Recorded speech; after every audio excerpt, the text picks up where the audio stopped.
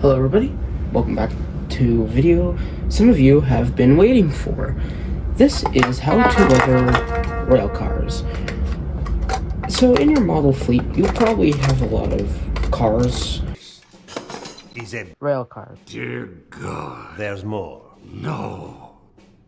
Depending on what gauge you do, rather it be O gauge, N gauge, HO gauge, G gauge, any gauge you want to do, you have cars. And sometimes people, they want to make their cars look realistic, but they don't know how to do that. Today I'm going to teach you the basics. Now, this is basics level. This isn't like professional airbrush stuff. This is simple painting with brushes. This is an example car I made out of a Burlington gondola. As you can see, it is extremely rusted because it's been used and hasn't been maintained for a while. And I'm pretty proud of this car as it is. So, I'm going to teach you how to make it. Excuse me for a second.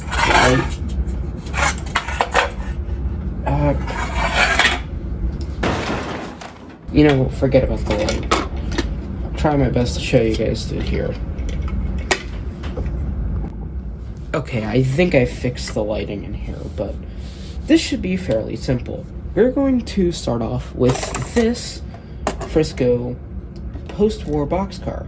The mold here is made in 57. I think this is post-war, because the way it is, but I'm not too sure. I'll have to look at the dates. It might be MPC.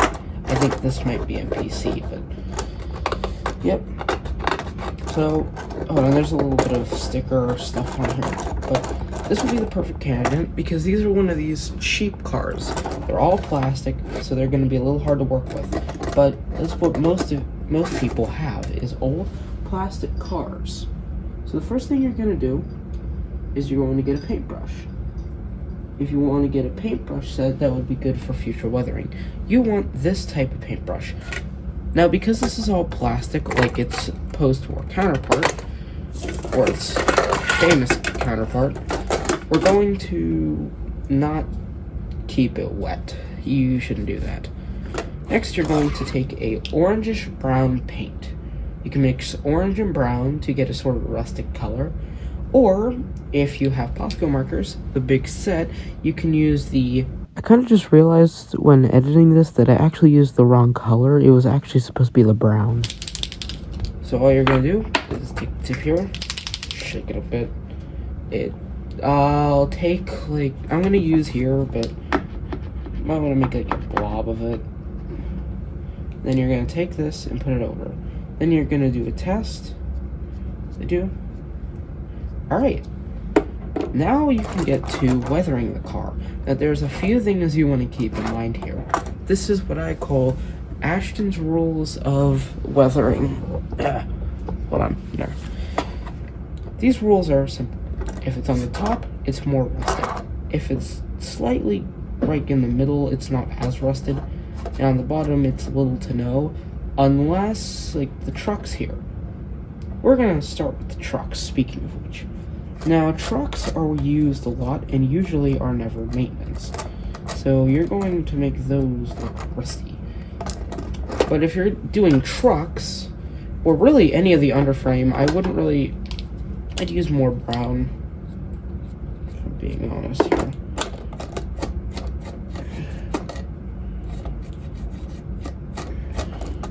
It's kind of what we're going for. The nice thing about weathering is that it actually kind of brings out details that you would have never seen without the weathering.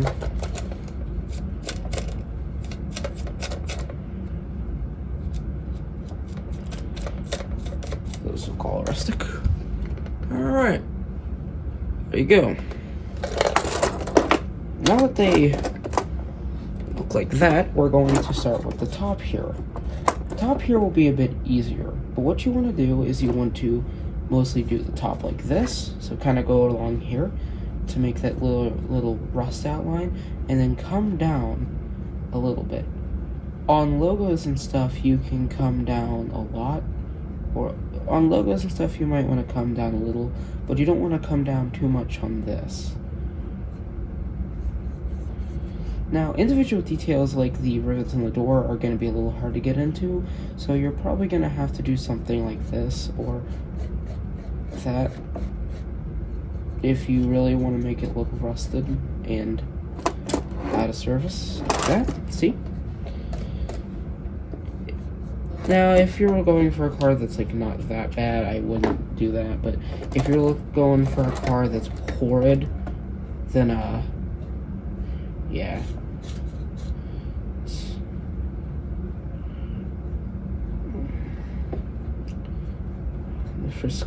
Frisco's been a road line that's been gone for a little while, huh? Yeah, that's what you get so far if you follow my rules.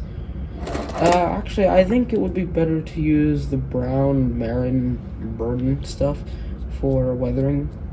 But as we let this side dry, we're going to do the top. Now keep in mind my rule of thumb. The top is always the most rusted or most weathered. Why? Because, well, it's exposed to the elements the most. The sides are too, but keep in mind the sides are more maintenance and sometimes get cleaned more often. The tops usually don't. Don't do what I did there. Start with the walkway. The walkways are usually not the best up here, so do something like that. There. And come down. I mostly want to get into those cracks. And if it gets a little too thick, take your thumb and do that, and then you get that nice finish that I personally like.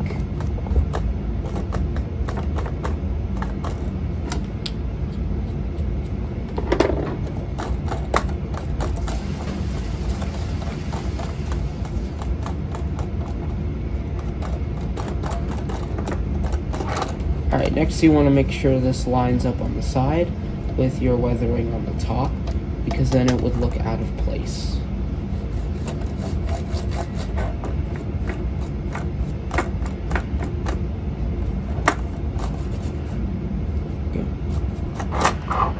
Alright, and there's one side of your Frisco boxcar. As you can see, let's compare the sides. This is the weathered side, and this is the non-weathered side. It looks a lot more realistic. Now, if there's one thing people are probably going to ask, it's, why are you weathering a boxcar that is obviously too small? Well, the simple answer is that it's just a small boxcar and you need to pretend it's a small boxcar. There's your answer. Yes, I know these are undersized for O-scale, but do I really care? No, I actually really like these boxcars. Right? Also, if you want to make something look extremely rusted, I would suggest painting it with the marker and then spreading it around. Speaking of which, next we are going to do the couplings. The couplings are pretty simple. All you gotta do is rust the heck out of them. Couplings on real locomotives, except for preserved ones because those get continuously painted, most couplings are extremely rusted and not painted. So what you want to do is you want to make it look like it's been out in that weather forever and ever and ever. Never been in a single shop. Now, depending on the plastic, this could come out better, but this isn't coming out how I thought it would. Also, you won't want to paint the insides. Please be careful with mechanisms, especially with cars like this.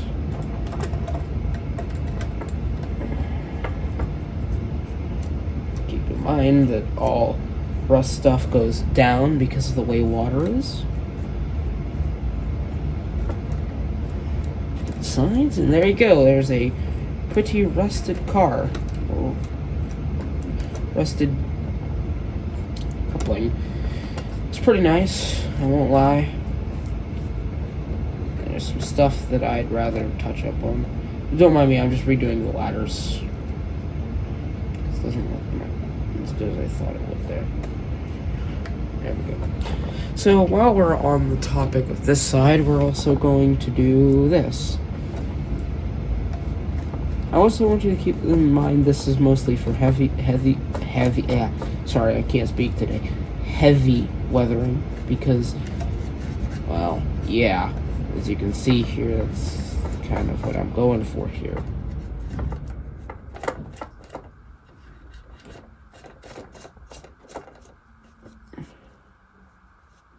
Also kind of want to get in those divots there. I don't know why they keep those divots in there. Maybe it's just the way the mold is, or it's a reference to mold buffers. I don't know. And yeah, now you've got a bit of your boxcar done. Now let's do the other side.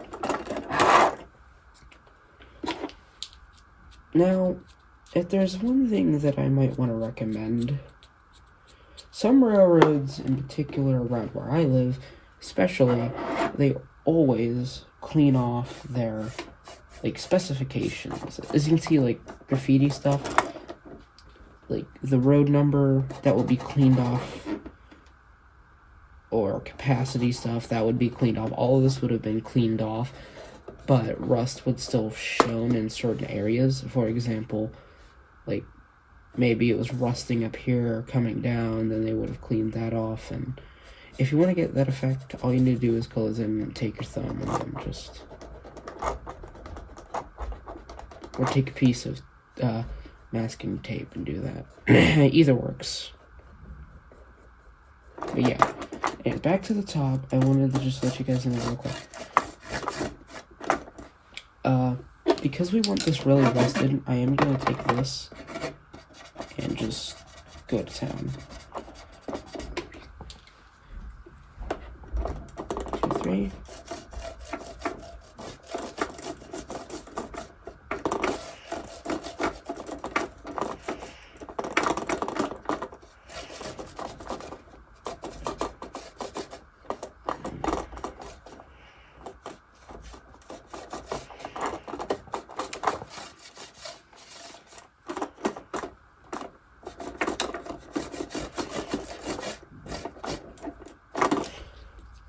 Do the same on the other side, but not as bad because we already technically did this side.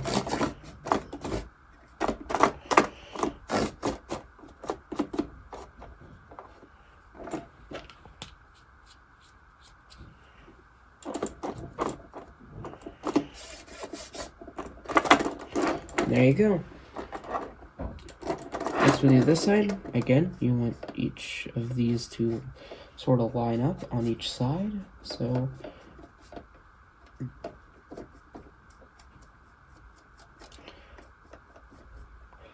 I'm going to give it the look. Frisco.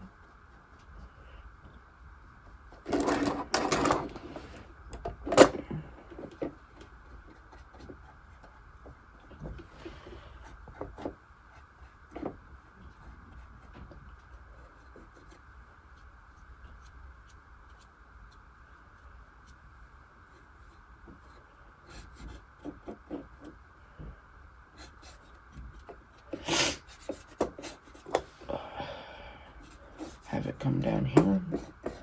The one thing I like about weathering is how when you're putting the paint in certain areas, especially on these cars, it will outline details that you would have never seen otherwise. So I kind of like how it does that. Why is there? Oh, those are latches.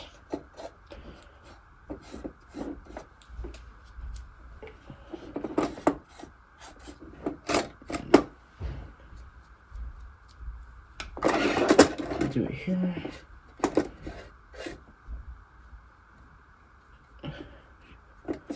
On the Frisco.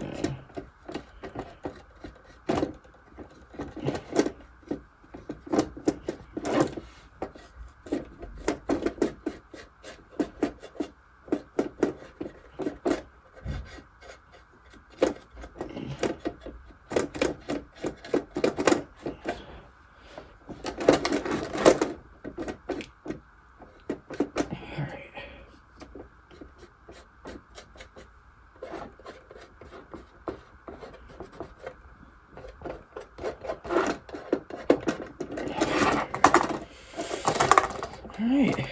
there you go. Then after that, you want to do these.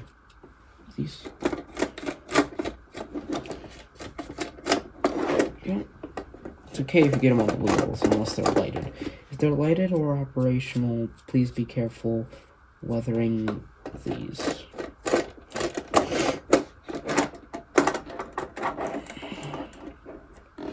And the coupling, of course, you might want to draw on that a little bit. Couplings aren't as big as the top of the roof of a car or something, so you don't have to go crazy with it.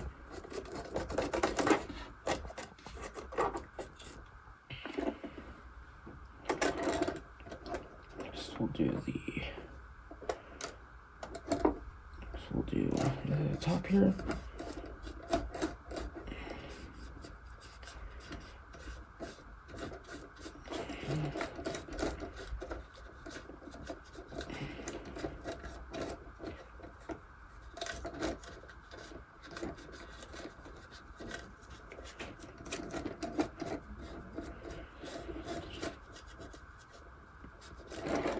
And there you go. This is a decently weathered Frisco boxcar. I'll put a before and after. But yeah, here is it next to a sort of unweathered 6004.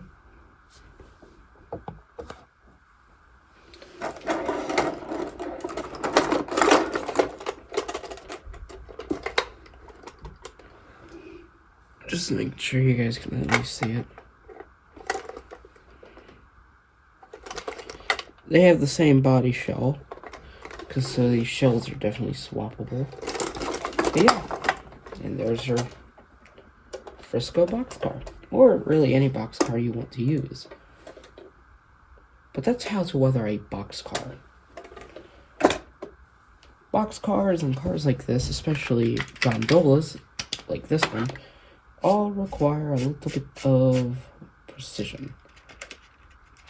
Post-war stuff like this, especially this type of car, the 2662, the 6462, this is a common car, so it wouldn't really affect anything, somebody customizing or weathering it, so you can weather this one. Next, we're going to do locomotives and diesels. Diesel locomotives, really any engine, to be honest. So let me clean off everything, because we're going to use a different color for this. Do some stuff. Workbench is still a mess. Alright, here's our diesel. This is Pennsylvania Road 9431. This is a Lion Chief starter set. I believe this was the Lino Pennsylvania Junction. It came with a 2-truck boxcar, or four I don't know what to call it, 4-wheeled boxcar, and gondola and caboose. It is a nice engine. It is not at all realistic or speed, or really, it doesn't have speed control. It really doesn't have any of that fancy stuff you see. But it is still a nice engine. So let's give it something. I'm going to use a black marker for this. I believe this is the one I've used. Yep, I've used this one. And we're going to give it a very oil feel. Kind of like that. Oil. Oh, stomach's starting to hurt a bit. So first things first, you want to take the top and make it all black, because it's never the... Yep. Next, you want to what you want to do is you want to take each smokestack position, like here, and angle it up here, and then angle it specific direction down, and the direction it would go in. So that would be backward, and this would be forward. Take your thumb to do that a bit. The reason for that is that this is a diesel switcher, so it is going in a bunch of directions. Also, if you want to, you can add like a line going down here, and then like so gathering up on the hood. Like that. Not soot. Fumes gathering up on the hood.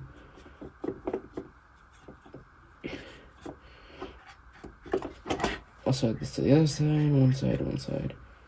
There. There we go. You also want to add some weathering to the front. Well, that's pretty easy. This grid here, we have the oil stain going down along. I think I weathered this guy before, which is why it kind of looks like that. Sealer. Kind of want like you want this sort of being black, and you want it coming down off of this, and then like spilling onto here and maybe coming down.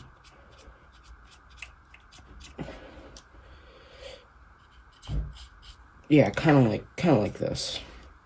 Maybe kind of like this front here. Add some. I think those are marker lights, but I can't tell. Then you want to take to the side here and the panels, and you want to take those down. Look like it's been used. Oh shoot! Sorry. To the other side here, and do the same where you have to come down on here. You can also take the brush, position it this way, and do this if you want to get between those cracks.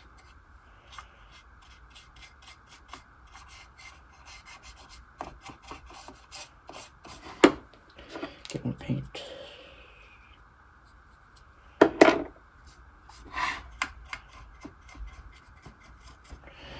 And there you go, there's one side. Next, we'll do the cab. I would maybe like do a few bits of black, maybe like coming from here, maybe have it like swoosh from the top up there, and I will get another color later. This is, next you want to take another paintbrush, this one, probably something similar. Maybe something similar to the size you were using before for the boxcar. But yeah. Next you want to get your brown back out. Pop that a few times. There we go. Okay. This brush, I would hope it's a little bit more like brushy, I guess. Kind of like a broom. But yeah. Next, you want to take this, and you kind of want to go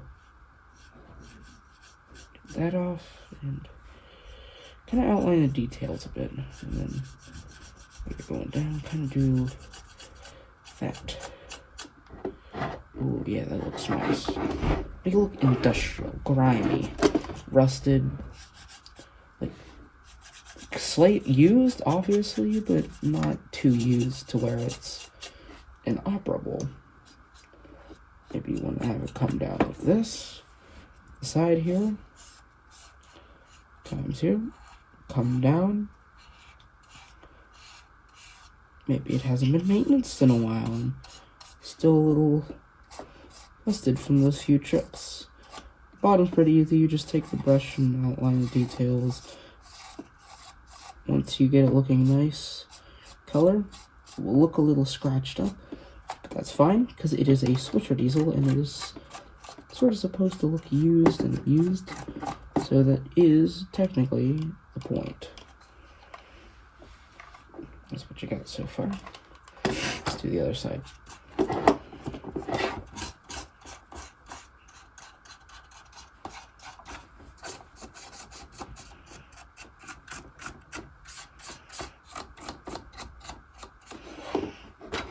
Alright, next we're going to do the back side, which should be the hardest, in my opinion at least.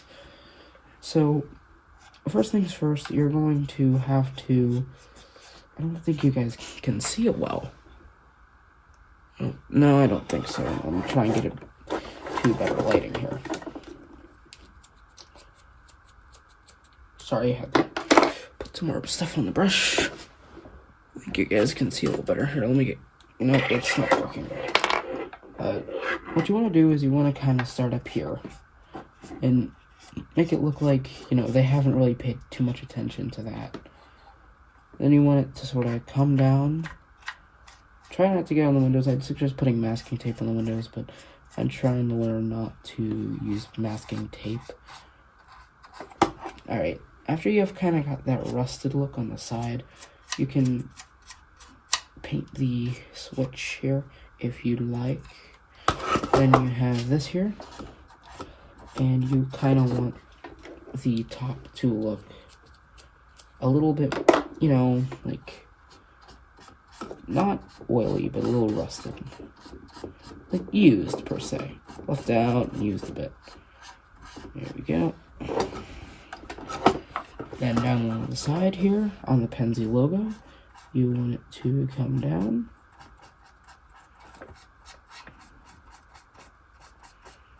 Maybe it covers up the logo a bit. And because... Now, I'm not going to, because I already added these when weathering this once before. But you can add, like, the black oil to this side here if you'd like. And right here, kind of want to add it coming along down side here.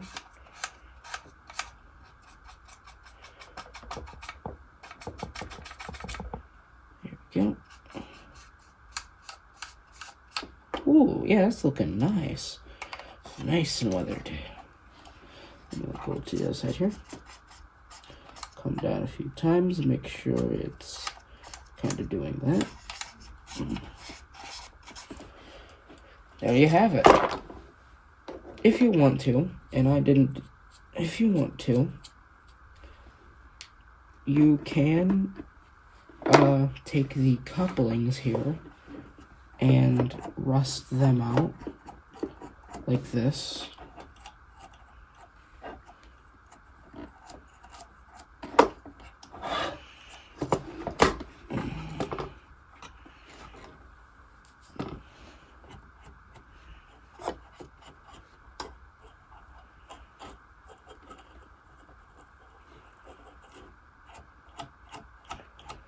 To the coupling.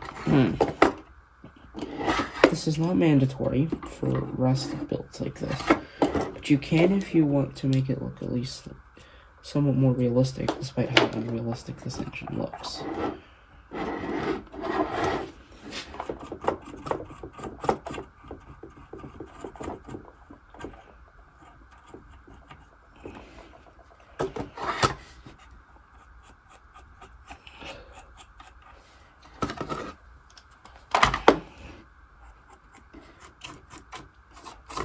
And there you have it. A weathered switcher that you could probably get for under $200 and his Lion Chief. Very nice engine, I won't lie. I would suggest buying the set if you can find it for under $200. But anyways, now for our final thing, or final course per se, is the tender of a locomotive tender, steam engine tender, however you want to say it. Now, depending on how your tender looks, this will be different, but I'm going to use my 2007 Pennsylvania Flyer tender. So yeah. Whoops. So first thing you want to do is you want to get black paint, and yep, this will be your coal dust. Now, because this is already black, coal dust probably won't come out as well, but you at least want coal dust to be around this area and coming down. You want it to sort of cover up the Pennsylvania a bit. Like, you don't want it to be too noticeable where you can't see the letter, but you want it to at least look noticeable to where, you know, it looks like that, sort of. Where it looks used, and it is definitely abused. No doubt about it, the Penzi love to abuse their engines. But yeah. If you want a tutorial on how to weather diesel engines, I would suggest my friend BMP and CO Productions, or the World War II dude or something. I forget what he changed his handle to. Yeah, you kind of want it to come down, want it to look like used. And maybe what you could do is, because this engine's been running at a fast speed, because most engines run at 90 miles an hour in the Penzi, is you want speed lines going across, like as it was going across, wind like blue, all that soot all over the tender.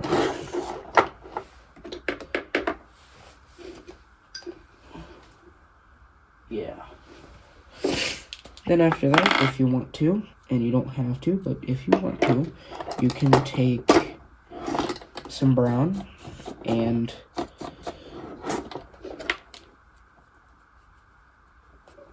fix, or really just overly weather the trucks on this guy.